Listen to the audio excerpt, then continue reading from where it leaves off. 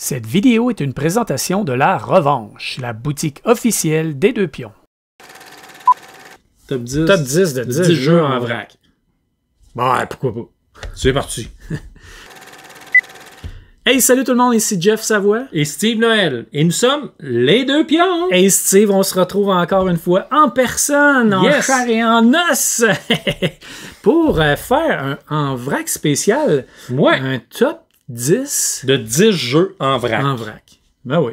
On s'est dit, c'est fun les top 10. Tout le monde aime ça, les top 10. J'aime ça. Nous autres aussi, on aime ça, les top 10. On aime ça faire des top 10. Puis on sait que vous aimez ça écouter des top 10. Fait que, on avait 10 jeux à vous parler en vrac, mais on s'est dit, ce qu'on va faire, c'est qu'on va les classer en ordre. Fait qu'on s'est fait chacun, on les a mis dans chacun nos ordres de préférence, puis on a fait une moyenne pour faire un premier avec une classement. Formule très complexe. Là. Écoute, c'était des grosses formules mathématiques. On a fait affaire avec des actuaires oui, de haut niveau. Oui, exactement. Des mathématiciens, des scientifiques, des astrologues. On a tout, la totale. Et ça a donné un top 10 de 10 jeux en vrac qu'on va vous présenter. Fait qu'on va faire ça de 10 à 1.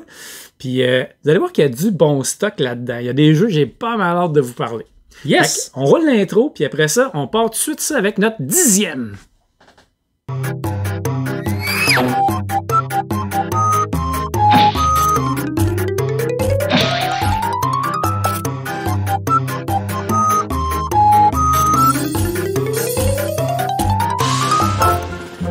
Steve, on va commencer avec notre 10e place, mais il y a une chose importante qu'il faut dire à nos auditeurs, c'est que on va garder quand même notre ordre personnel dans lequel on a mis chacun des jeux. Parce que des fois, on avait des petites divergences. Il y a des jeux que tu as plus aimé que moi.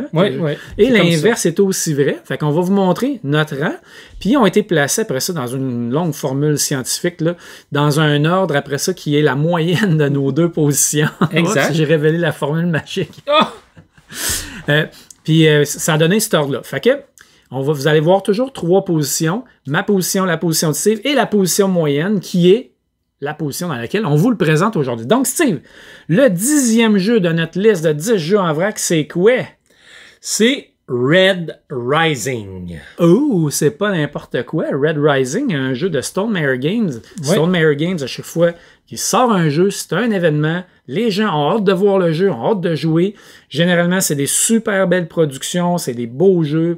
Et généralement, ils sont bons quand même. Hein? Oui, généralement. Et il est beau. Red Rising, belle présentation des cartes. Il y a un style. Oui, exactement. Tu sais, la genre de tête de loup, ce qu'il y a les petits cristaux dedans. Les cartes, c'est un peu un jeu, je voulais dire, futuriste. Donc, ça se passe comme dans le futur. En fait, c'est basé sur des romans. La thématique est basée sur une série de romans que je ne connais pas du tout, Red Rising, mais que Jamie Stegmaier aimait beaucoup, puis il voulait faire un jeu sur ça, puis il se demandait qu'est-ce qu'il allait pouvoir faire. Puis quand il a joué à Fantasy Realms, qui est comme le grand-papa de Red Rising, qui est un tout petit jeu que j'aime beaucoup d'ailleurs, qu'on aime beaucoup, il a dit, quand il a vu Red Rising, il a dit, c'est ça, c'est mon thème que je veux pour reprendre, pour faire un Fantasy Realm avec un thème collé dessus, puis ça va être ça. Fait que, effectivement, le thème semble bien s'appliquer à la mécanique du jeu. Effectivement. Donc, le jeu, dans le fond, c'est que chaque joueur part avec une série de cartes. Et ce qu'on va faire, c'est qu'il y a différents emplacements sur un plateau et on va placer une carte et en reprendre une autre dans le plateau, tout en activant certaines habilités selon l'emplacement où ce que la carte est reprise. Il y a différents endroits de scoring. Donc, il y avait comme des vaisseaux qu'on fait avancer sur une track. Il y avait une majorité au niveau de l'influence. Et il y avait aussi des genres de cristaux aussi qui permettaient de faire des points selon le nombre atteint. Et on joue comme ça à tour de rôle. Et je dirais, la grosse mécanique, c'est vraiment les cartes. C'est toutes les règles, dans le fond, du jeu. Le jeu de base, à la base, les règles sont simples, mais toute la complexité est dans les cartes. Oui, puis c'est l'espèce de... Dans le fond, ton objectif, c'est d'avoir un combo. Tu vas prendre des cartes, échanger des cartes, aller chercher des cartes, mais ton objectif... Optimiser tes cartes. Pour optimiser ta main finale de cartes, qui est de 7 cartes ou plus, dépendamment de ce que tu vas avoir été chercher et les habiletés que tu vas avoir. Mais ton but, c'est vraiment que les cartes interagissent entre elles pour générer un maximum de points. Fait que, par exemple, tu pourrais avoir une carte mauve qui dit je vais te donner 5 points de plus pour chaque carte noire que tu vas avoir, par exemple. Mais je veux pas que tu aies de carte blanche parce que là, tu auras un malus. Et voilà, exactement. Fait que toi, tu vas dealer un peu avec ces cartes-là, aller rechercher des cartes, faire ta main pour finir vraiment avec la meilleure main possible pour faire scorer un maximum de points possible. Mais quel merveilleux jeu! Alors, pourquoi est-ce qu'il est en 10e place? C'est ce que j'allais te poser comme question, c'est... Je dirais que moi, en tout cas, personnellement, la principale, avec tous les joueurs, la principale critique, c'est les textes. Parce que là, il y a beaucoup de cartes sur le plateau. Tu as beaucoup de cartes, puis là, c'est sûr que tu vas optimiser ta main. Fait que faut que tu t'attardes à chacun des textes. Fait que là, tu lis toutes tes cartes. Là, tu es sur le plateau, tu lis chacune des cartes. Il y a la lecture. Il y a beaucoup de lecture, puis les cartes sont pas simples. Il y a des cartes qui ont vraiment beaucoup de texte à lire pour comprendre ce qu'elle fait. Il faut que tu la lises 2-3 fois, puis là, tu sais comme, ouais, je pense que j'ai compris. Ouais, je pense que j'ai compris. Puis, ce qui est difficile aussi, c'est que tu pars avec une main pleine en partant, tu sais. Fait que là, t'as beaucoup de cartes à lire avant que la game commence, tu sais, que t'as pas joué encore un coup, puis t'as du stock à lire. Fait que, tu sais, il y a des jeux qu'on parlait qui commencent très, très doucement, t'as pas trop de choses à lire, puis plus la game avance, plus tu vas avoir plus de texte, mais t'as assimilé déjà pas mal de matière. Mais là, tu en as plein à lire en partant, tu sais. Fait que ça, c'est... Exact. Puis l'autre chose, puis on a tout discuté avec mon groupe de jeu, et l'autre chose aussi, c'est que il y a de quoi de pas satisfaisant. Exemple, là, je plaçais une carte, puis ça disait juste, bon, ben, prends une autre carte, puis mets-les sur le dessus, ou place cela en haut. On dirait que c'est sûr que l'idée, pourquoi est-ce que tu manipules le board, c'est sûr, c'est que tu veux aller chercher la carte que tu as besoin, qui est peut-être empilée en dessous, puis que tu n'es pas capable d'aller chercher. Mais il manquait de wow. Tu sais, on plaçait nos cartes, puis on se disait, ok, je fais juste prendre celui-là. Bon, celui-là, je le jouerais, mais je fais juste piger 2 cartes au hasard, puis je les place, puis là, ils sont cachés. Puis il manquait quelque chose. Puis c'est un jeu qui part d'une mécanique simple de Fantasy Realm, qui a été quand même pas mal complexifié et rallongé. Le jeu est beaucoup plus long que Fantasy Realm, puis il y a beaucoup plus de texte sur chaque carte à lire, puis c'est plus complexe à expliquer, puis à faire catcher à quelqu'un comment jouer, puis comment bien performer dans le jeu. Fait que c'est sûr que par défaut, nous, on avait joué à Fantasy Realm, fait qu'on n'a pas le choix, on a comparé les deux jeux. Puis moi, dans ma tête à moi, Fantasy Realm reste un jeu plus intéressant parce que il est plus court, il est plus rapide, il y a moins de texte à lire, il est moins compliqué. Ça l'aide. Tu joues à Fantasy Realm, là, ça prend 20-25 minutes, une partie à peu près. Tu as une application pour compter les points, c'est super facile, c'est rapide, ça se fait bien. Red Rising, je suis certain que ce jeu-là va shiner si tu joues régulièrement avec ton groupe. C'est ce que je voulais rajouter. Puis là, les gens vont connaître les cartes. Puis là, il n'y aura pas à le lire. Là. Il va reconnaître la tête du gars, puis il va dire « Ah, ça va être bon avec ma carte. » Ah, je cherchais lui. OK, là, je focus rouge parce que, tu sais, bon, c'est un peu plus agressif, puis je sais que ces cartes-là, ils vont ensemble. Exactement. Mais encore là, tu sais, il y a tellement de couleurs, puis ça, c'est une autre chose aussi, c'est que, exemple, Jérémy avec qui je jouais, il focusait rouge et ils n'ont pas sorti.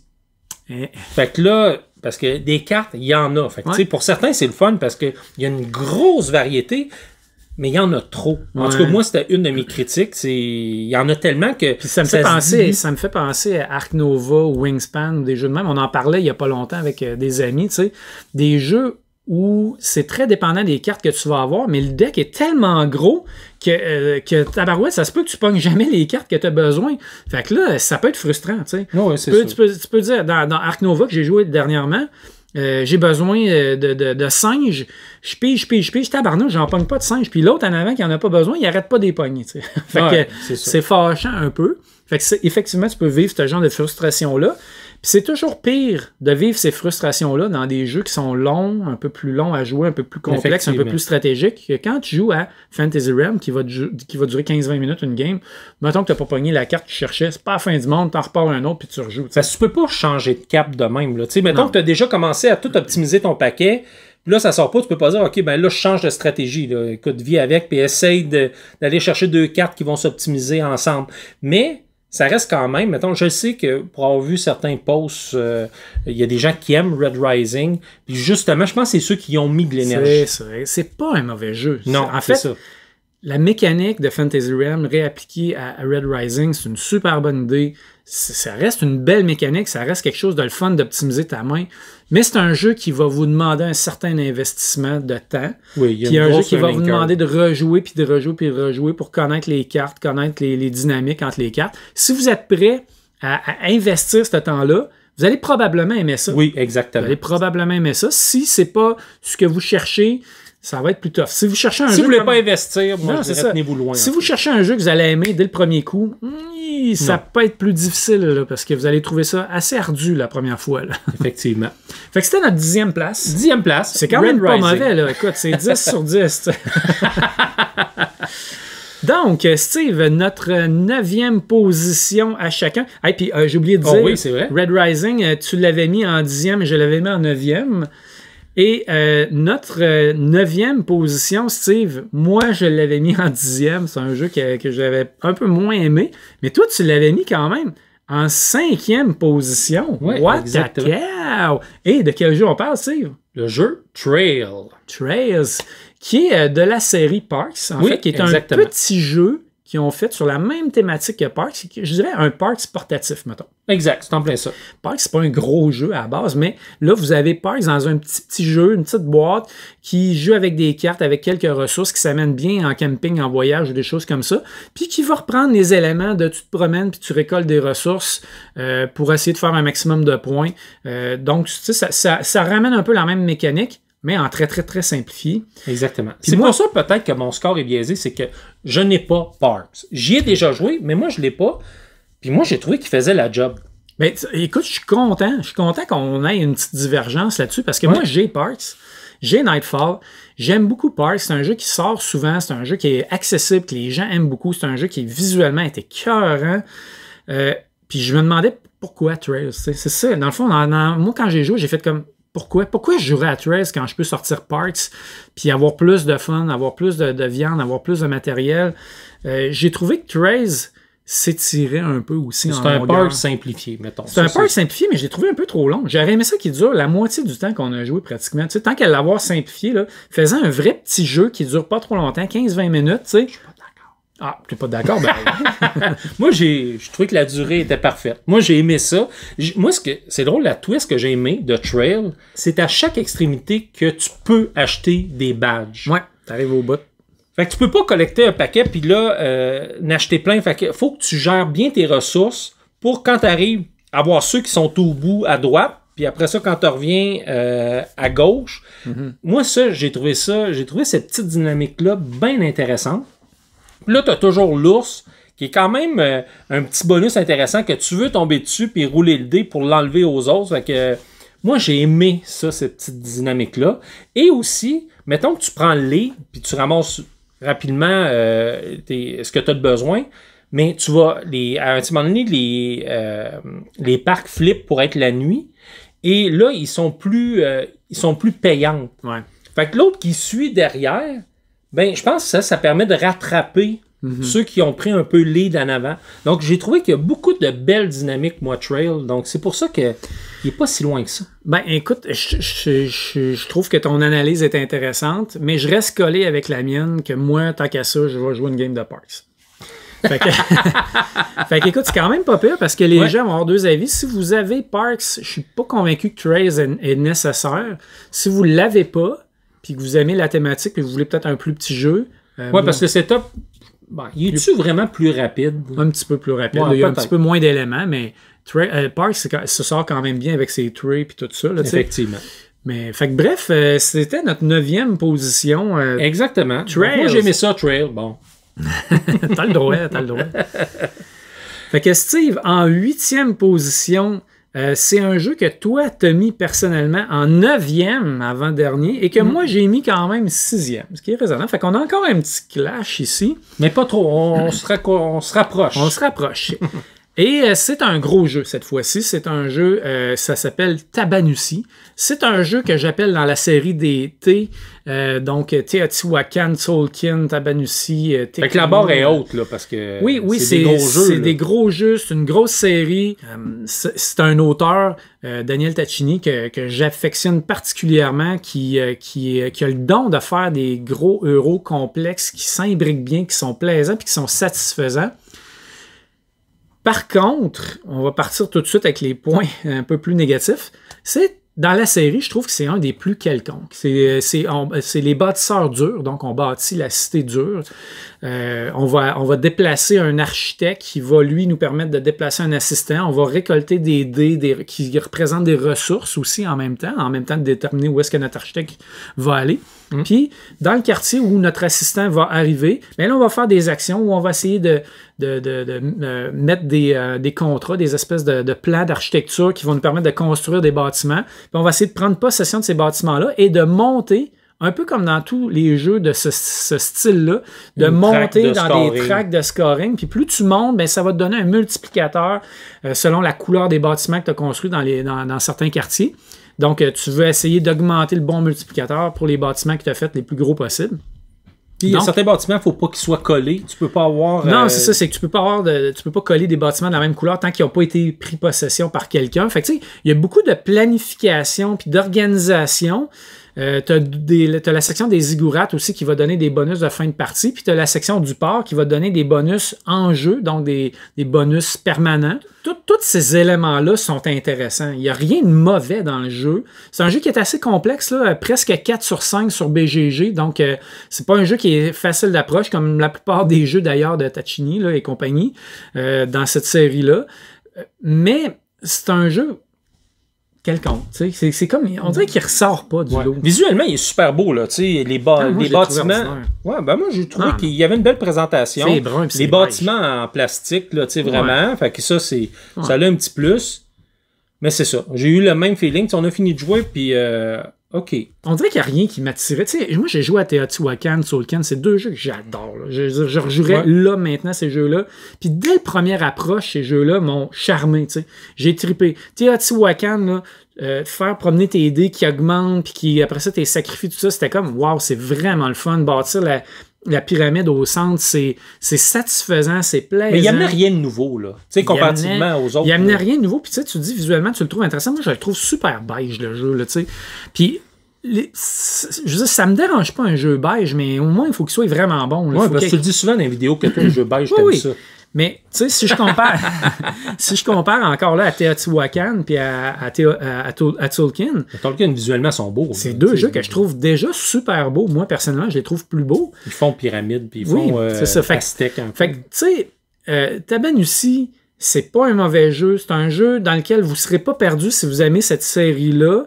Vous allez retrouver des éléments, vous allez retrouver l'influence de l'auteur beaucoup.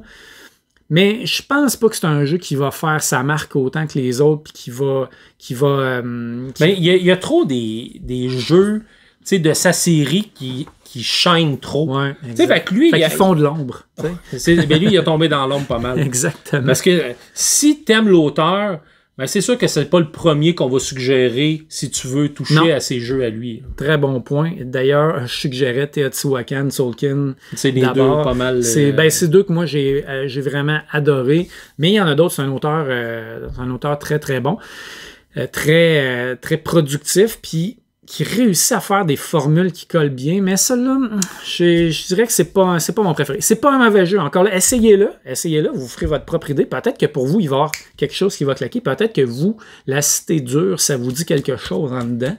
Puis vous allez triper de construire cette cité-là.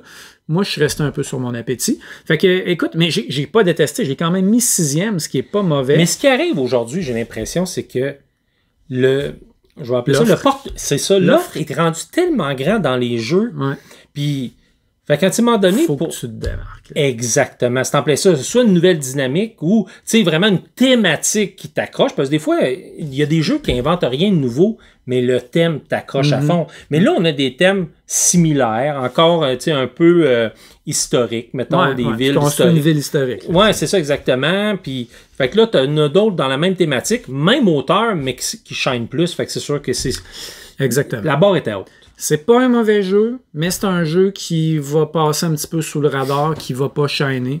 Fait que c'est pour ça qu'on l'a mis, qui est tombé finalement overall 8e. Hey, sais-tu quoi, Steve? Le prochain, on était complètement d'accord. C'est le seul jeu, je pense. Non, c'est pas le seul jeu. On en a quelques-uns comme ça où c'est toute la même cote. C'est-à-dire que je l'ai mis 7e, tu l'as mis 7e et la moyenne a fait que c'est tombé 7e. Exact. C'est un jeu que... Puis je relisais le nom, là, parce qu'on va l'annoncer bientôt. Mais c'est quand même un jeu cool. C'est un jeu où j'avais beaucoup d'attentes. Pourquoi il est 7e, on va l'expliquer. Et c'est Paper Dungeon.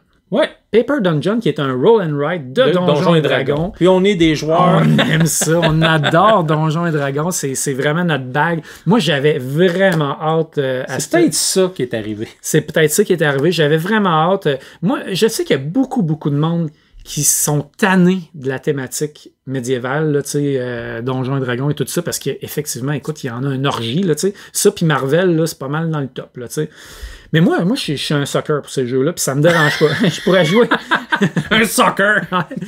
Si je les prends toutes, puis je pourrais jouer à ça à l'infini, il n'y a pas de problème. Mais moi aussi, j'aime les thèmes, j'en aurai jamais assez. C'est exactement ça.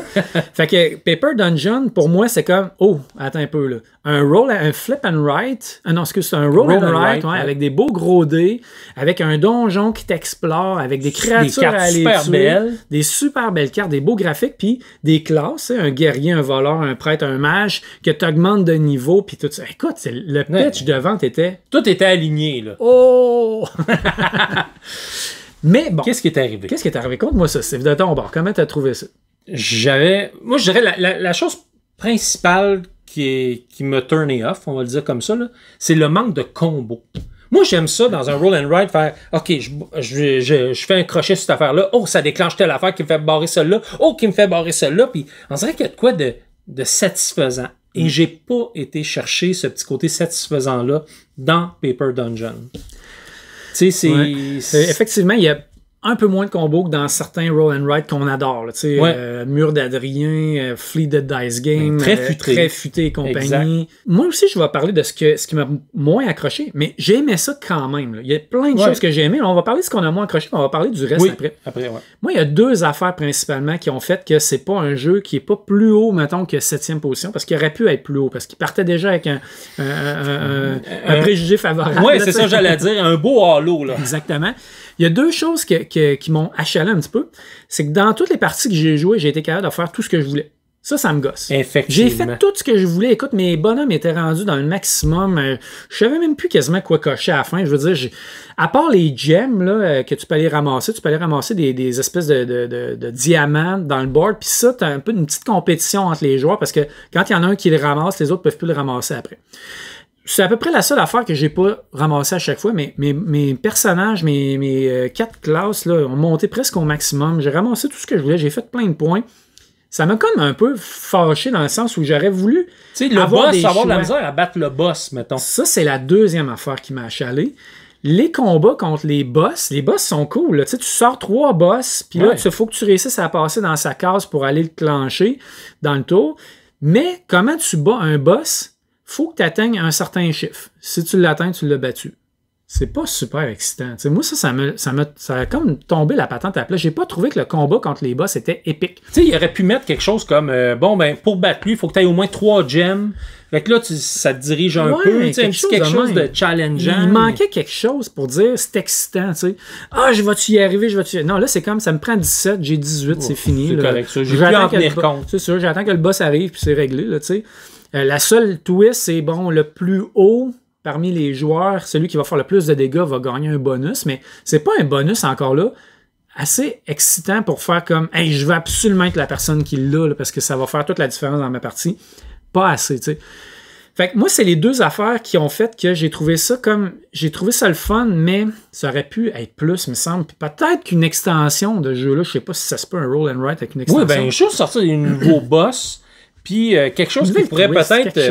Tu sais, même sur le plateau, mettons, quand tu te déplaces dans le donjon, il y a une coupe de bord, puis là, il y a des méchants que tu ramasses, mais effectivement, il manque le... Tu sais, moi, dans ma tête, un roll and write, faut qu'il y ait de quoi de satisfaisant. Tu sais, quelque chose, tu fais « Oh, j'ai fait telle affaire, là, tu sais. » Un méchant tour de fou. Ouais, c'est ça, exactement. T'as fait un tour, t'as pas fait...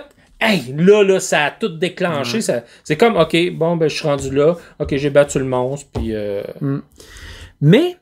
Mais, parce que là, on semble dire qu'il y a du négatif. C'est un jeu que j'ai quand même aimé. Je rejouerai encore là. Oh oui, moi aussi. J'ai eu du fun. visuellement, il est super beau. C'est quand même plaisant de monter ses niveaux, tout ça, tu sais. Mais on dirait qu'il manquait juste un petit quelque chose là, pour que ce soit un wow, là, un gros wow. Là, oui, qui monte plus haut dans notre top 10. Puis je reviens à ce qu'on a dit au jeu précédent. C'est à cette heure, le portefeuille est encore tellement grand qu'à un petit moment donné, puis veut pas, on le sait, le prix des jeux explose. Tu peux pas dire, bon, c'est pas grave, je vais l'acheter puis j'achèterai un autre. À un petit moment donné, on choisit.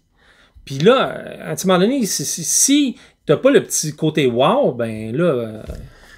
Fait qu'en gros, Paper Dungeon, un bon jeu roll and write de Donjon Dragon, si vous aimez la thématique, si vous aimez les roll and write. parce que les roll and write de Donjon, c'est le seul. Ouais, ben, en as-tu d'autres? Écoute, c'est une bonne question. Je suis pas sûr que j'en connais d'autres, effectivement. Avec des bons éléments, mais peut-être un petit quelque chose qui manque là, pour faire un gros wow. Fait que nous, on l'a mis 7e dans notre top 10. Paper Dungeon. Le 6e, Steve, on a une petite divergence encore sur ce jeu-là. Un jeu que moi, personnellement, j'ai placé 5e et que toi, tu as placé 8e. Ouais. Donc, assez bas quand même. Et on a parlé de Objection! ça, c'est le bout de le fun du jeu. C'est vraiment le fun de dire Objection! Ça me fait penser à François Pérusse. Ben, j'allais dire dans ma femme aussi. Pour ceux qui connaissent François Pérusse, si vous ne connaissez pas ça, tapez François Pérusse Objection, vous allez voir, c'est vraiment pissant. Votre femme voyait-elle quelqu'un d'autre? Non, elle me disait qu'elle voyait jamais personne. Probablement parce que ça se passait toujours dans le noir. Objection. Un jeu de cours, hein, de cause en justice. Le jeu de Amber Heard et Johnny Depp, là, tu sais, parce que c'était ça il y a pas longtemps, fait que c'était encore un petit peu d'actualité. Un jeu avec un thème vraiment écœurant, unique. Vraiment. Écoute, c'est le premier jeu qu'on voit avec ce thème-là. Quand j'ai vu la boîte, quand j'ai lu les règles, j'ai fait comme, hey, wow, j'aime ça, tu sais, je veux jouer, exact. Ça a l'air vraiment cool. Puis, bon, est-ce qu'on a aimé ça, est-ce qu'on n'a pas aimé ça? Je vais expliquer un petit peu vite le jeu. Vas-y. Puis après ça, tu me diras ce que tu en as pensé, puis je ferai la même chose. Dans le fond, dans le jeu, on va commencer par avoir un jury. Il va y avoir 12 jurés qui vont être là, qui vont avoir chacun une espèce de... Là, j'ai oublié le terme exact, là, mais qui vont avoir une espèce de... Corde sensible. Une corde sensible, très bien dit, qui peut être, par exemple, les faits intellectuels, qui peut être l'amour, qui peut être... le crime, là, tu sais, ceux qui sont... Ouais, le crime. En tout cas, peu importe, ils ont chacun une corde sensible qui est, en gros, qui est un icône, là, tu sais, qui va se retrouver ses cartes, puis qui va nous aider à influencer ce jury-là. On va avoir un juge, on va avoir des témoins qu'on va amener à la barre, puis on va s'affronter. Il y a un joueur qui va faire la couronne, qui va accuser l'accusation, et il y a un joueur qui va jouer la défense, qui va essayer de défendre la cause, finalement, de l'accusé. Le but du jeu, c'est d'influencer plus de jurys de ton bord que l'autre joueur. Si tu réussis ça à la fin, après, une fois que tous les témoins sont passés, tu gagnes la partie. Fait que c'est assez simple. L'idée est vraiment... L'idée est super cool. Ouais.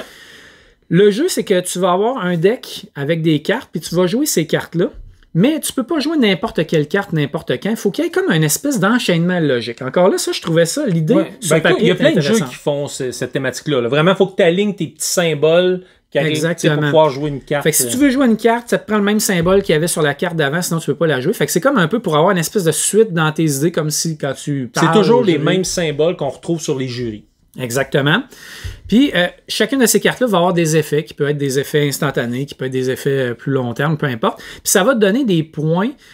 Puis, ces points-là vont te permettre dans le fond, l'objectif, c'est d'avoir le plus de points que l'autre joueur. Puis, celui qui a le plus de points va gagner comme ce témoin-là.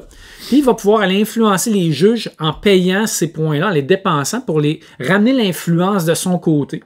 Fait que c'est un peu ça le principe du jeu. Puis tu as toujours aussi, à un moment donné, selon la personne qui a gagné l'autre va décider quel témoin il va amener à la barre. C'est vraiment comme... Oui, puis il y a des témoins qui sont vraiment plus favorables à la défense parce que sont comme déjà de leur bord, puis il y a des témoins qui sont favorables à l'accusation. Fait que il y a une bonne stratégie sur c'est qui le prochain témoin. Évidemment, tu as des jetons Objection! Que tu peux flipper pour empêcher quelqu'un de jouer une carte. Tu peux aussi faire un aparté pour aller voir le juge et dire là, vous savez, monsieur le juge, il ne faut pas que ça se passe de même. Tout ça. Fait que là, tu fais comme l'influencer, il vient de ton bord, puis ça te permet de piocher des cartes. Ça. Fait que tu sais, vraiment, tous les éléments mécaniques sont vraiment très, très collés à la thématique. Là. C'est vraiment un gros wow là-dessus. Maintenant, le jeu. Qu'est-ce qui fait que toi, tu l'as mis, Steve, en 8e place? probablement mon attente. Mon attente était très, très, très élevée. Sky high! Ouais, c'est ça, exactement, parce que je n'avais entendu parler, j'aimais ça. Pourquoi je l'ai mis si bas? C'est que j'ai l'impression de subir le jeu, puis de pas pouvoir vraiment décider. Parce que, mettons que j'ai 5 cartes dans les mains, puis veux pas, tes 5 cartes, tu vas toutes les jouer, ou tu vas essayer de toutes les jouer pour pouvoir avoir le plus d'influence sur le témoin. Puis, si tu veux que tes symboles s'alignent, ben faut que là, tu joues dans un certain ben oui, ordre, tu peux pas jouer celui-là. T'sais, cette carte-là, il faut que je la joue à la fin, mais à cause de ses symboles, je suis obligé de la jouer en deuxième, fait que j'aurai pas le méga pouvoir de la carte. Fait que là, je regarde mes cartes, bon, ben j'ai pas le choix, je vais juste celle-là en premier, oups, lui il me fait une objection, mettons la carte, je peux pas la jouer, oups, là, toutes les autres, je peux pas les jouer parce que mes symboles s'alignent plus, ou je l'ai fait, mais la dernière carte, c'est pas ce que j'aurais aimé jouer, Fait que j'ai eu l'impression de subir le jeu. J'aimais, tu sais, Puis ce qu'on s'était dit, tu sais, je sais pas si tu te souviens, là, il y a des cartes qui sont des espèces de cartes Joker, là, j'ai oublié le terme exact là, de la carte, oui, mais ils ont tous les symboles. Fait que ces cartes-là sont super importantes dans le jeu, puis ils vont te permettre à un moment donné, si tu pars sur certains symboles, puis là tu as besoin du cœur qui est à l'autre bout, puis là t'as pas de cœur, mais il faut que tu joues ça, tu vas pouvoir jouer le Joker qui va mettre tous les symboles, qui n'a pas de pouvoir spécial, mais qui va te permettre après ça de repartir sur un autre track. Ce qu'on se disait, c'est que il y en a un certain nombre dans le jeu, puis il faut que tu sois chanceux pour les avoir au bon moment.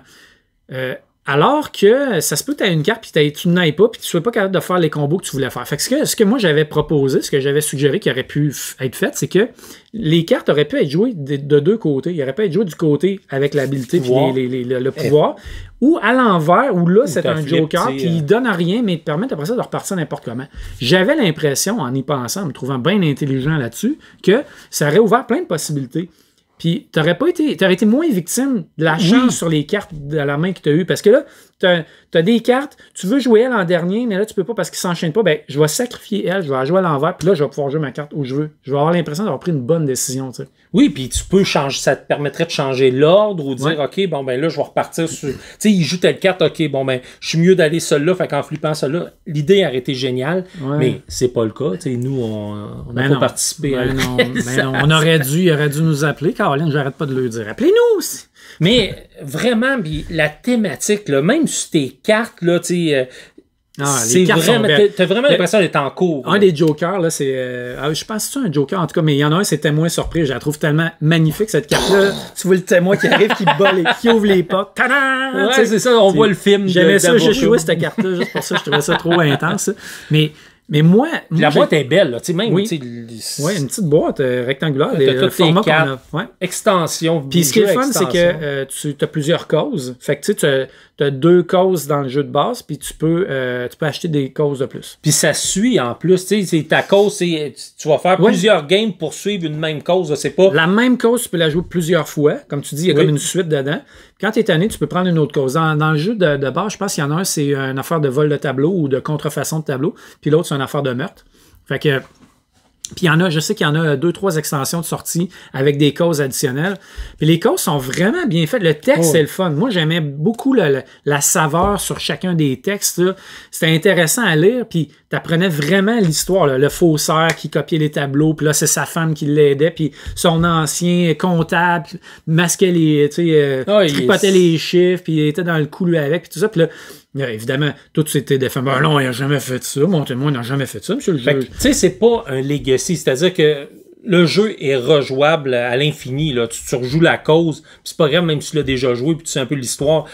Ça reste que tu vas avoir tes cartes. Tu vas essayer d'aller chercher le témoin. Je suis d'accord avec ta critique que tu subis un peu le jeu.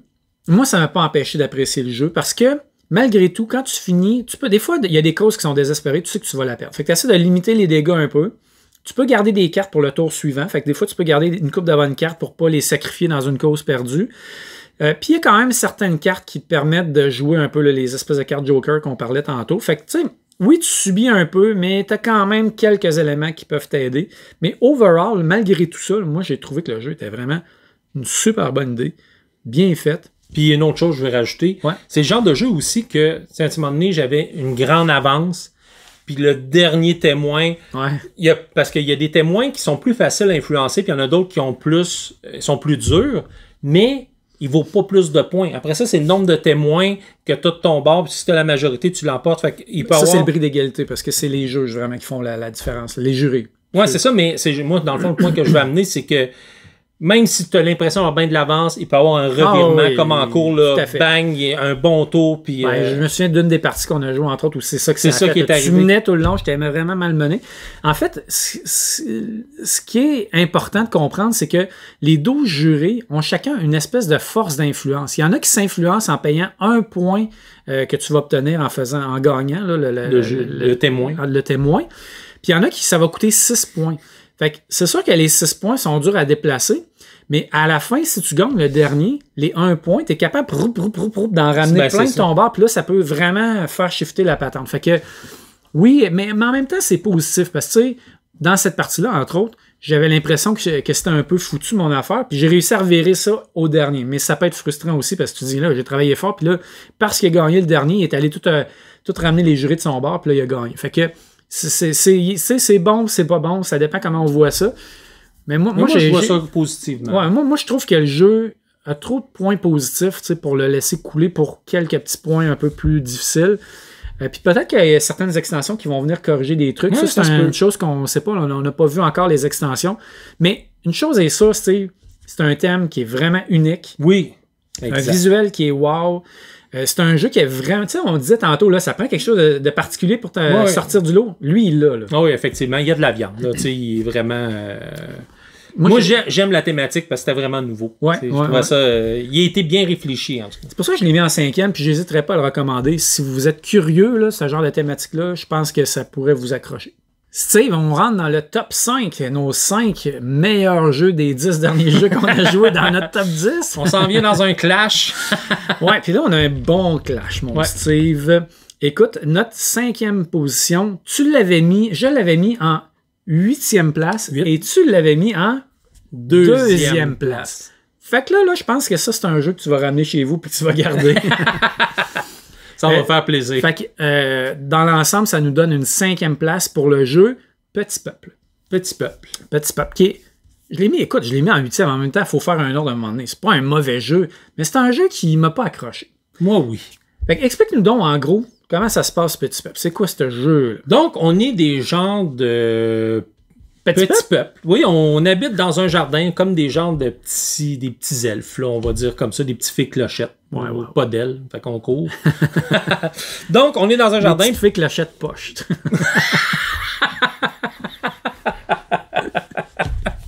On downgradé. C'est ça. Elle est très bonne. Donc, c'est un jeu de majorité. Donc, on a différents plateaux et ce qu'on veut, c'est... être majoritaire, donc on va aller construire des habitations sur le plateau, et c'est d'être majoritaire dans la majorité des sections du plateau. Donc, c'est pas plus compliqué que ça. Puis, dans le fond, la twist de ce jeu-là, c'est l'endroit, dans le fond, où ce que tu vas construire va déterminer l'endroit où ce que le prochain joueur va jouer. Parce que c'est comme un schéma dans un schéma. C'est le même schéma, la même disposition dans chacun des petites zones. Si je me mets en bas à gauche, mais le prochain joueur va jouer en bas à gauche. Fait que là, c'est pour ça que c'est important.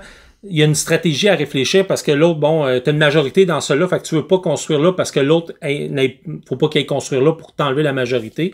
Donc, c'est un peu ça le jeu. Et tu joues un peu sur ta population. Tu vas essayer de faire des objectifs aussi. C'est avec ça que tu fais des points. Là. Fait que là, il y a certains objectifs qui est comme des bâtiments particuliers que si jamais tu as 2 bâtiments de 2 étages à côté d'un cercle vert, ben, tu vas faire tel objectif, fait que tu peux la ramasser.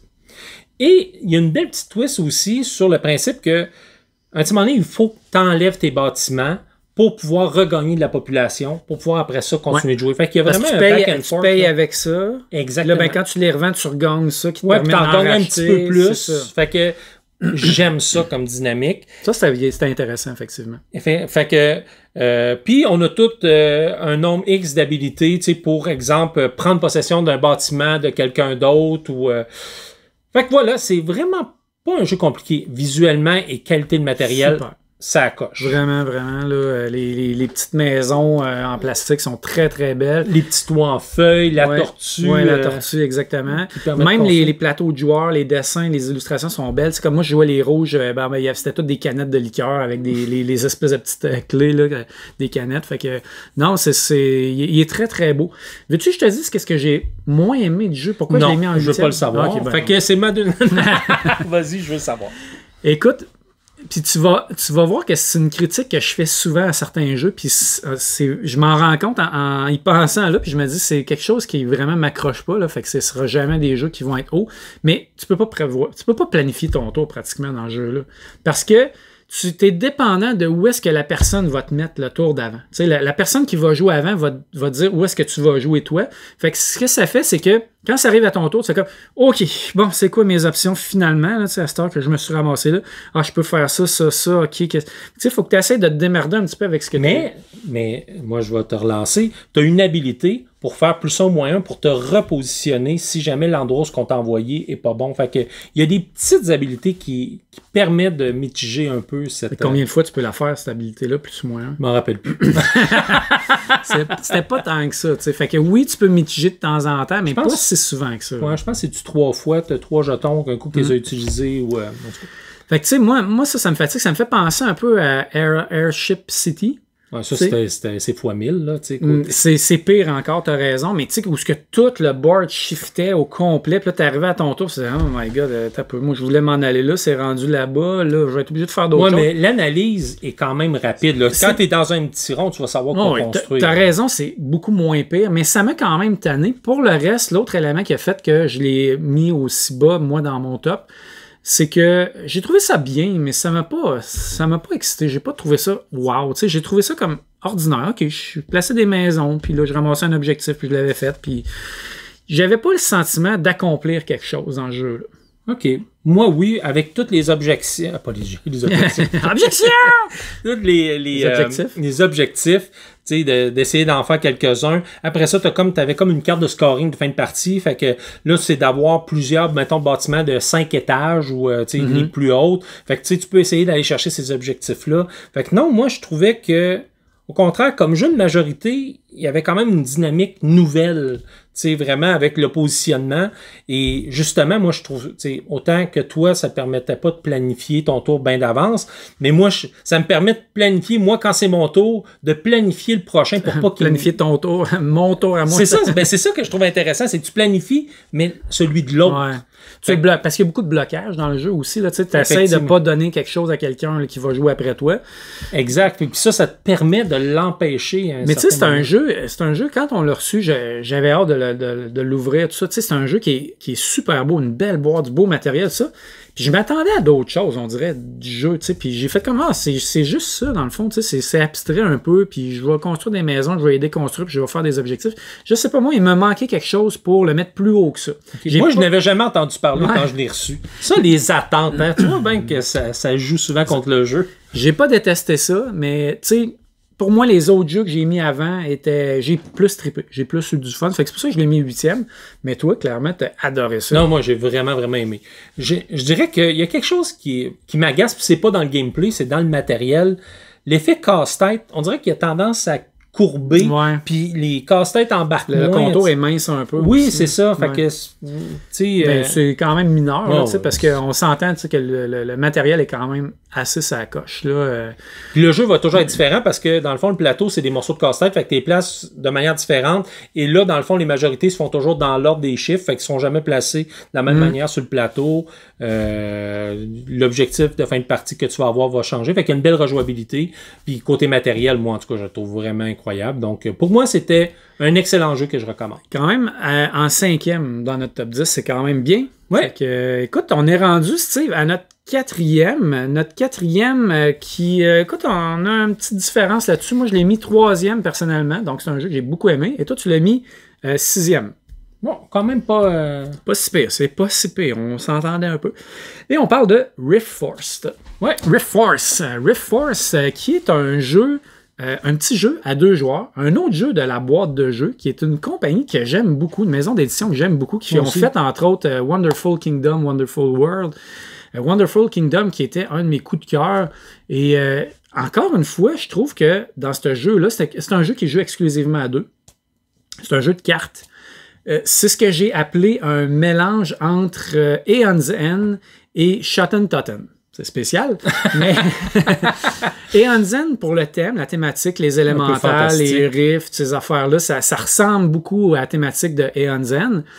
Shotten Totten, pour la mécanique un peu plus de push, où tu essaies de gagner des zones. Ouais, dans différents secteurs. Exactement. Tu pushes pas dans ce jeu-là, mais tu essaies de gagner des zones qui vont te permettre de gagner des rifts force. Puis c'est le premier joueur qui se rend à 12 points qui gagne la partie. En gros, comment ça va jouer, c'est qu'il y a une faille entre les deux joueurs de 5 espaces.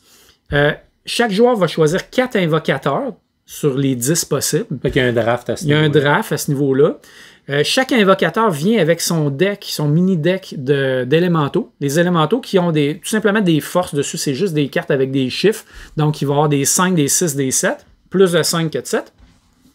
Une fois qu'on a choisi nos 4 invocateurs avec les decks d'élémentaires qui viennent avec, on mélange tout ça, puis ça forme notre deck pour la partie. Exact. Puis là, on va s'affronter. On va jouer des élémentaires de notre côté des failles, l'autre aussi, puis on va essayer de tuer les élémentaires de l'autre joueur, et on va essayer aussi de contrôler des zones où il n'y a personne de l'autre bord, donc de vider une zone pour pouvoir faire des points de rift. Fait que quand on détruit un élémentaire adverse, on gagne des points, et quand on contrôle une zone qui n'a personne devant, on va faire des points. Puis c'est super simple. Hein? Oh oui, tu as 3 cartes là, qui déterminent c'est quoi les actions A, B, C. À ton tour, tu fais une des 3 actions, c'est tout, c'est le tour à l'autre joueur. Les 3 actions, c'est quoi? Vite. Vite. La première, c'est jouer des élémentaux. Puis là, la mécanique est intéressante, c'est tu peux jouer des élémentaux du même type jusqu'à 3 élémentaux. Fait que par exemple, j'ai pris les élémentaires de terre, admettons. Fait que je peux jouer jusqu'à 3 élémentaires de terre, peu importe la force qu'ils ont. Ou je peux jouer tous des élémentaires qui ont une force de 6. Fait que là, je pourrais être différent. Pour être différent. Fait que, mettons, je joue 3 élémentaires de force 6. Ça peut être un glace, un terre, puis un éclair, mettons, ou feu, peu importe. Puis là, je peux les placer les 3 dans la même faille, ou je peux les séparer dans 3 failles adjacentes. Fait que là, tu t'étends ou tu te mets en force, puis l'autre joueur va faire la même affaire. L'autre action, ça va être d'activer des élémentaires. Puis là, encore là, c'est le même principe. Ça va être avec soit tu vas défausser un des élémentaires, fait que ça va être soit le type où tu vas activer jusqu'à 3 élémentaires du même type, ou le chiffre qu'il y a dessus, 3 élémentaires du même type, du même chiffre, peu importe le type. Fait que là, tu vas faire leurs actions. Leurs actions, généralement, c'est faire des dégâts, attaquer, se déplacer, guérir, des choses comme ça. Puis c'est ça qui va te permettre d'aller tuer des élémentaires adverses. Et finalement, la dernière action, tu piges jamais de carte là-dedans. On part avec cette carte, mais tu n'en piges pas. Sauf quand tu fais la dernière action qui est contrôler et piocher. Tu peux pas la faire si tu as déjà cette carte, donc une main pleine. Mais si tu as moins de cette carte, tu vas contrôler. Fait que là, tu vas regarder dans les 5 zones lesquelles où tu es tout seul, il n'y a pas d'adversité de l'autre bord, tu vas gagner un point pour ça. Et tu vas refaire ta main à cette carte, là, tu vas pouvoir continuer. C'est juste ça le jeu. C'est très très simple. Ça a pris quoi? 5 minutes, même pas. Oui. Mais moi, j'ai trouvé qu'il y avait une super belle dynamique. Une belle stratégie. Une belle stratégie très tactique de je défausse-tu cet élémentaire-là au lieu de le jouer parce qu'il va me permettre d'activer mes bonhommes. Est-ce que j'attaque? Est-ce que j'en rajoute? Est-ce que je contrôle maintenant pour faire mes points? Il y a beaucoup de petites micro-décisions comme ça là, qui fait que c'est un jeu qui est le fun. Puis t'as jamais la même équipe en plus. Tu as des mix différents. Puis ce que j'ai réalisé aussi, c'est que t'as pas je vais dire, une carte overpower. C'est tous des petits points de dégâts divisés, centralisés. Fait que, puis après ça, c'est l'habilité de l'invoqueur, ça avec l'invocateur, qui va donner toute la petite twist de stratégie. OK, si je le mets là, si lui je le ramène là, mettons les plantes, mettons, eux autres, ils attaquent chaque côté, mais ils les ramènent. Fait que ça libère peut-être l'autre sur le côté qui va peut-être permettre de prendre le contrôle. Fait que, il y a vraiment un bon jeu de momentum aussi. Ouais, c'est ça. Ça donne un petit feeling, là, comme je disais, un peu Shotten Totten, un peu Magic à la limite. Il n'y a pas de combo comme Magic, il n'y a pas autant de texte, mais c'est un jeu de cartes où tu joues des cartes, tu essaies de détruire l'autre, tu essaies de faire des points. Fait que c'est le même principe qu'à Magic où tu joues des cartes, tu essaies de descendre l'autre à 0. Fait que puis c'est un jeu qui est rapide, là, ça doit durer 20 minutes, 25 minutes, une partie à peu près. Tu peux facilement refaire un autre, refaire un mix, tout ça. Puis comme tu disais, il n'y a pas d'habilité trop forte, ou quand il y en a, comme mettons l'élémentaire de cristal qui fait 4 points de dégâts, qui est le plus fort, ben quand tu perds ton élémentaire, quand l'adversaire tue l'élémentaire de cristal, il gagne 2 points au lieu de 1. Fait que tu sais, il y a comme une espèce de. Le score est pas énorme, là, c'est 12. 12 points, ouais. Fait que tu veux ça pas va en donner. Non, c'est le ça. côté artistique est super beau, les cartes, les éléments. Michael Cambra qui a fait encore les dessins, un artiste que j'aime beaucoup là, à chaque fois qu'il se mêle à un jeu, c'est sûr que c'est réussi. Pour moi, là, je l'ai mis 3e. Là. Moi, je trouve que c'est encore un autre succès là, de la boîte de jeu. Là. Je trouve qu'il a encore réussi à faire un bon petit jeu à 2 joueurs, super simple, efficace, stratégique. Ça sort bien. Ouais. Tu sais, souvent, moi, je trouve encore... Tu sais, veux pas, on n'a pas toujours le temps de sortir, puis souvent, on cherche des bons jeux à 2 joueurs. Ben lui, je pense qu'il en fait partie. Exactement.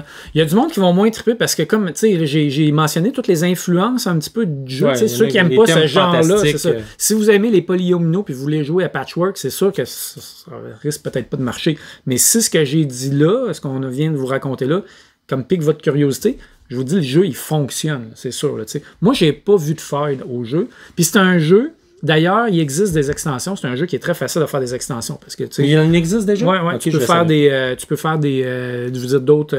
il me fait penser un peu, mais là, je vais parler d'un vieux jeu. Là, mais, Ah, toi pis tes vieux jeux.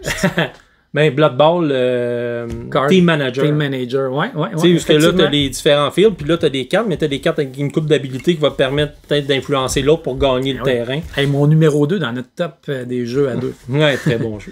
Alors, c'était... Rift Force, écoute, en 4e place, c'est bon. Ouais. Steve. Yes. On est rendu dans le top 3. Top 3. Nos 3 meilleurs jeux de notre top 10. Des 10 derniers jeux qu'on a joués. Des jeux en vrac. En vrac. Oui, donc. On vous a mis ça top 10. Nous autres aussi.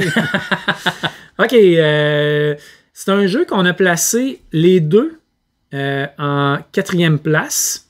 Mais il s'est classé 3e parce qu'avec les décomptes, les points et tout ça, ça faisait 3e. C'est ça qu'on a eu à peu près la même opinion de ce jeu-là. Oui. Hey, c'est un autre jeu de Uwe Rosenberg et qui s'appelle New York Zoo. New York Zoo, du jeu d'animaux. Oui, exactement. Donc, en New York Zoo, c'est un jeu de polyomino où on va placer des trucs dans notre zoo. On va construire notre zoo avec des enclos qui ont des formes. On va essayer d'agencer ça le mieux possible. Mais on va aussi placer des animaux sur ces tuiles-là. On va se déplacer sur une espèce de plateau central. Ouais. Puis selon où on va arrêter, soit qu'on va avoir des animaux ou on va avoir des nouvelles tuiles, des enclos qu'on va pouvoir mettre dans notre zoo. Puis on va aller mettre des animaux dedans, dans ces enclos-là. Il y a éventuellement des zones qui vont faire reproduire nos animaux. Fait que si dans nos enclos, on a 2 animaux identiques, ben ils vont faire un petit bébé. Puis éventuellement, qu'est-ce qui va arriver? C'est qu'on va avoir un enclos qui va se remplir complètement. Là, à ce moment-là, on va vider l'enclos. On va pouvoir garder un de ces animaux-là si on a une petite cage là, de disponible. Et on va aller chercher une tuile parc d'attractions. Je ne sais pas comment les appeler, mais c'est des espèces de tuiles bonus qui sont de différentes grosseurs et qui vont nous permettre de remplir encore plus notre zoo. Et c'est pas compliqué, c'est le premier joueur qui remplit complètement son zoo qui gagne la partie. Fait que c'est un jeu qui est très très simple. Qui est intéressant, qui est beau, visuellement super beau. Les animaux sont vraiment cute, tout ça. Puis c'est un jeu qui est le fun, qui est agréable, qui est dans la série des jeux faciles de Uwe Rosenberg. Ouais, un peu comme Cottage Garden. Patchwork et compagnie. C'est ça, exactement. Il rentre dans cette lignée-là. C'est un auteur qui aime beaucoup les polyomino, puis je trouve qu'à chaque fois qu'il s'essaye pour en faire un, je trouve que ça marche, c'est réussi, c'est bien. Fait que tu sais, c'est un jeu qu'on a mis quand même là, 4e les deux. C'est un jeu qu'on a apprécié. C'est pas on l'a pas mis premier, tu sais, mais quand même, il est en très belle position. Moi, si j'ai une critique à faire sur le jeu, c'est vraiment les animaux. Là, ça me gossait. Là, ça prend des doigts de feuille. Là, parce que tu es tout le temps en train de les accrocher. Ça tombe tout le temps. Là, puis là, il faut que tu les replaces. Ça. Bon, j'exagère un peu. Là, c'est pas si pire que ça. Mais je dirais, si j'avais une critique à dire, c'est ça. Sinon, le reste, ça reste quand même un jeu simple. Fait que c'est pas la grosse affaire. Mais ça en prend des jeux comme ça. Ben oui, c'est un jeu qui était plaisant. Toi, tu as joué avec ta famille, avec ta conjointe. Je pense que ça a bien passé. Oui, non, moi, il voulait rejouer. Fait que, tu sais, puis il est beau. Fait que là, tu sais, quand t'es fait se reproduire et tout, je dirais que j'avais encore des attentes. Tu sais, quand j'ai vu ça, je m'attendais pas à ce que le jeu remplisse le board d'animaux. Je pensais que j'aurais mes petits coupes, puis sais, mais là, Non, c'est c'était ça. pas de remplir. Fait que, Les animaux, ils servent à quelque chose. Ça aurait pas être des cubes. Là, je veux dire, Oui.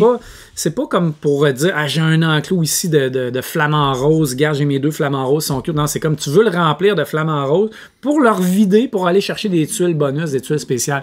Fait que tu sais, tu remplis, tu vides, tu remplis, tu vides, tu remplis, Parce tu que vides, dans le fond, t'sais. tu veux remplir ton board complètement avec tes polyomino. C'est Fait ça. que c'est un peu la thématique, mais Exactement. il fait la job. Puis le setup est quand même long parce qu'il faut que toujours t'y mettre dans l'ordre. Là. Chaque secteur, mettons, ça va être la pâle dans le fond, la plus foncée. Exact. Fait qu'il y a quand même Plus mise en petite, place.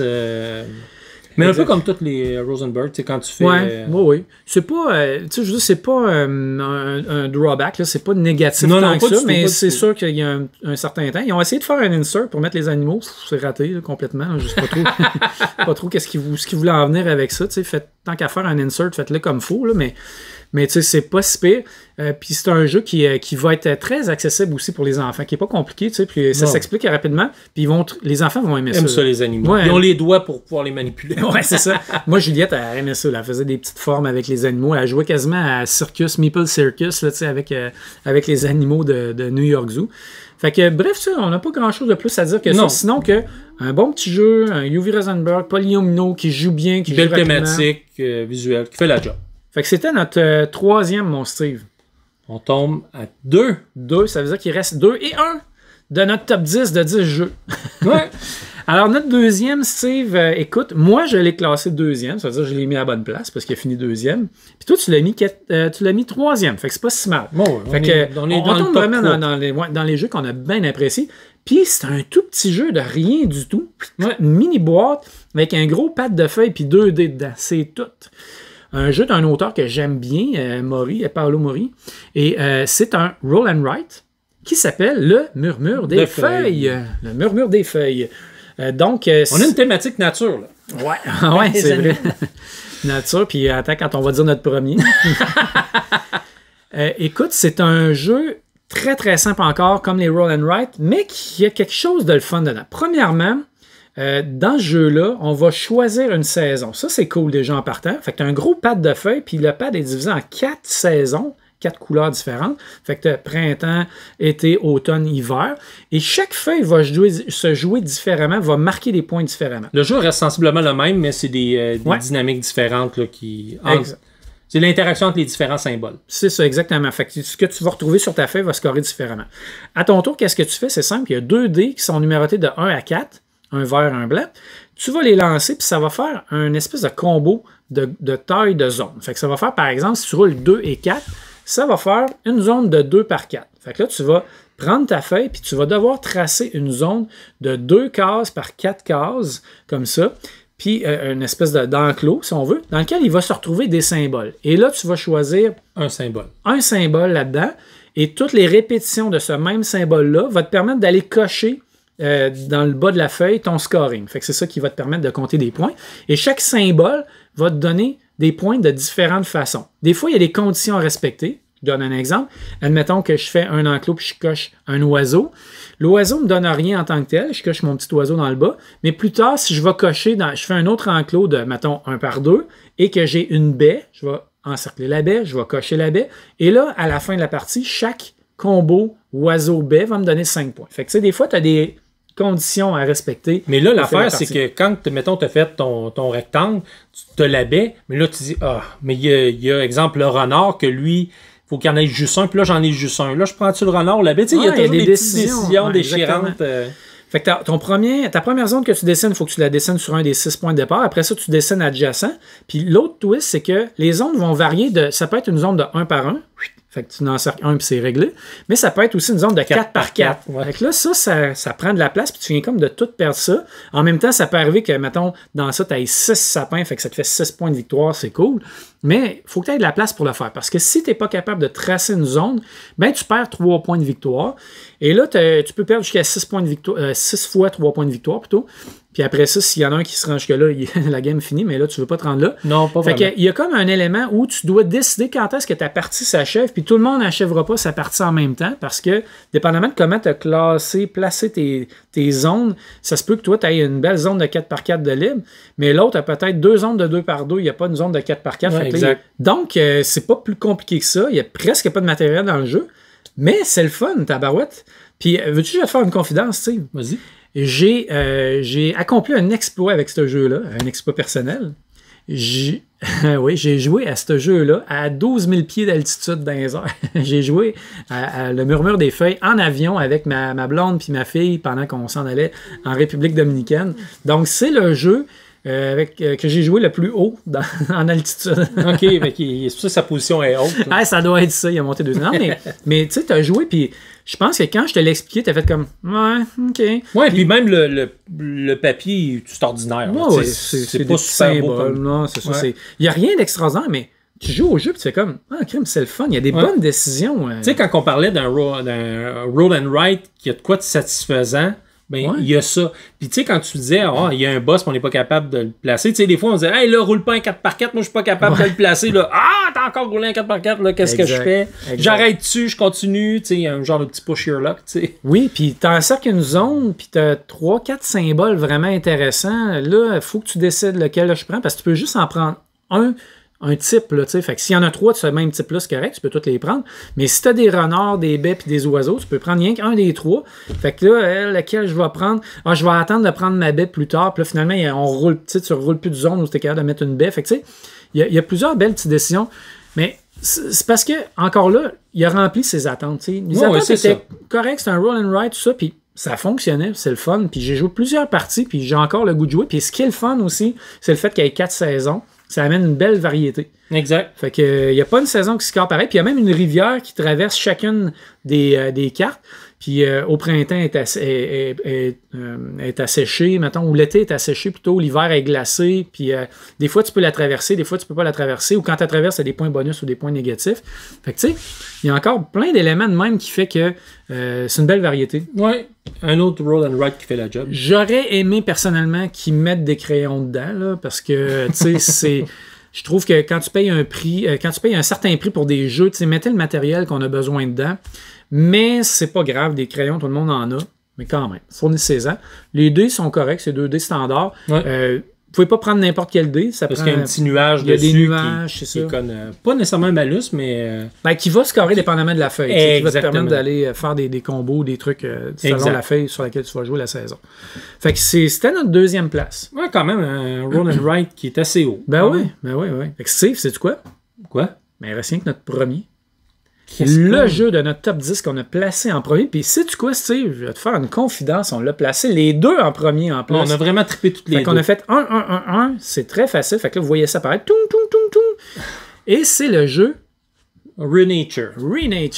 Un jeu nature. Vous voyez, nous autres, on est de même. La nature. C'est un jeu qui a été fait par Kramer, puis Wolfgang Kramer, puis Michael Kiesling, qui sont 2 auteurs ultra prolifiques et qui ont fait vraiment des bons jeux. Là, Tikal, qui est un de mes jeux préférés. Ouais. Moi, j'adore ce jeu-là. Les Azul. Ouais. Écoute, ils ont une série de Evan and Ale, Viking. Je veux dire, c'est des auteurs très prolifiques qui ont fait des très bons jeux. Je regarde, là, Downforce, El Grande. Écoute, il y en a. Juste Wolfgang Kramer, là, 257 jeux sont actifs. Fait que ça, c'est pas le dernier. Il y a de l'expérience un peu. Il y a de l'expérience en arrière de la cravate. Par contre, je dois dire qu'ils ont fait quand même des jeux qui sont un peu moins bons. Fait que, tu sais, je reste toujours prudent, mais disons que je pars avec un préjugé favorable. Ouais. Et Renature était dans cette catégorie-là. Moi, quand j'ai vu c'était de qui, je fais que c'est intéressant, ça m'intéresse. C'est un jeu qui était beau à la base. Quand tu regardes la boîte, là, avec les dominos là, dedans. Là. Ben moi, en tout cas, j'avais un préjugé négatif. Je me disais, un jeu avec des dominos. Là, déjà, je me disais... Ah ouais, moi, ça m'attirait. Pas moi. Mais...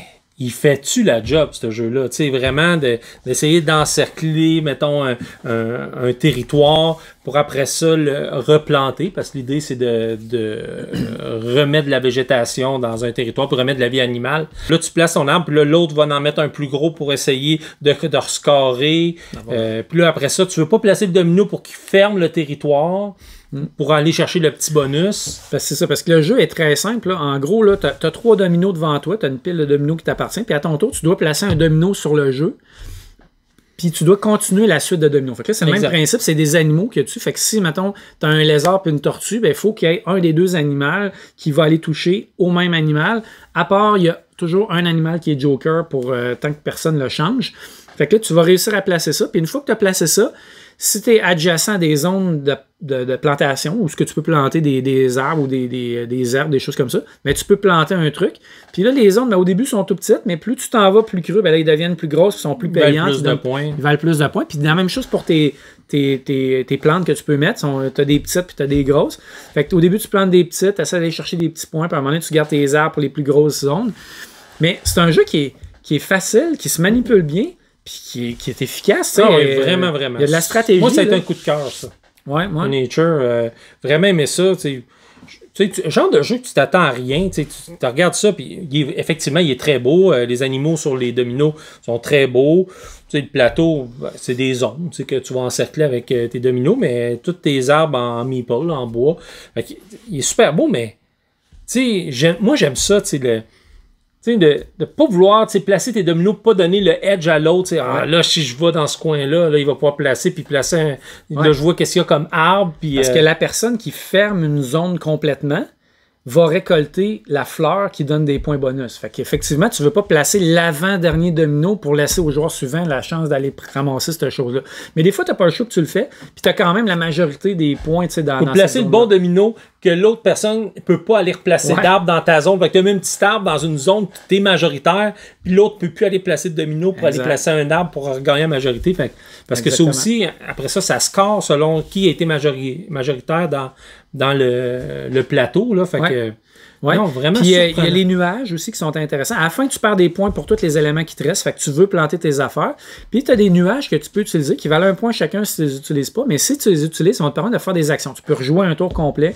Tu peux replanter. Fait que tu vas chercher une plante à quelque part, tu la ramènes, tu vas pouvoir la replanter plus tard. Fait que si c'est dans une zone qui est déjà passée, tu vas la rechercher.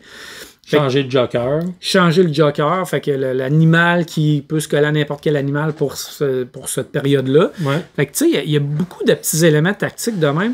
Puis t'as pas tant de matériel que ça. Fait qu'il faut que tu utilises tout ce que tu vas faire là, efficacement. Là, puis il n'y a pas de gaspillage chez Renature.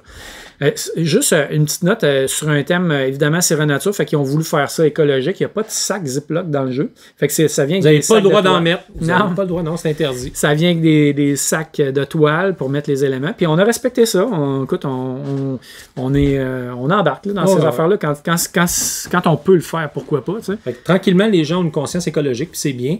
Puis en plus, avec une thématique de nature, je pense que ce jeu-là rend bien. Fait que moi, en tout cas, je pense qu'effectivement, c'est encore un autre coup de circuit là, pour Kiesling. Puis, il ferait partie de ma ludothèque là, facilement. Ouais. Ben, il fait partie de notre ludothèque. Oui, c'est ça, exactement.